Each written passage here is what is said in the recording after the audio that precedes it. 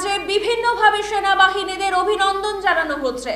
তারই অঙ্গ হিসাবে সারা দেশব্যাপী ললিত কলা একাডেমি তাদের আর্টের মাধ্যমে সেনাবাহিনীদের শুভেচ্ছা ও অভিনন্দন জানাচ্ছেন।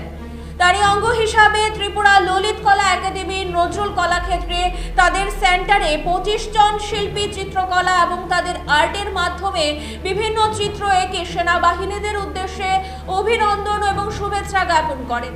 গোটা বিষয়টি জানালেন সেন্টারের সুপারভাইজার সঞ্জয় সিনহা।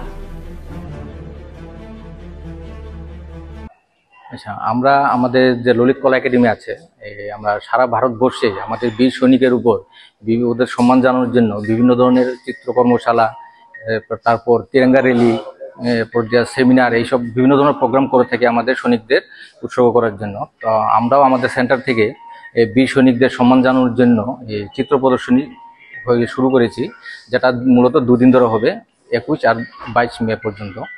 তো আমরা এখানে 25 জন চিত্রশিল্পী আছে যারা অংশগ্রহণ করেছে, তারা ওদের মতো করে আমাদের বীর সৈনিকদের সম্মান জানাবে।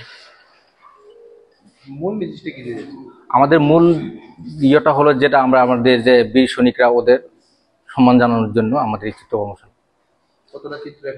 এখানে 25 জন আছে, যা 25টা চিত্র তৈরি হবে।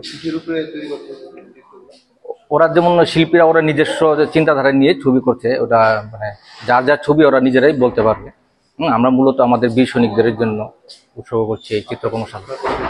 আমার পরিচয়, আমি সঞ্জয় সিনহা, আমি সুপারভাইজার ললিত কলা একাডেমি আগরতলা সেন্টার থেকে।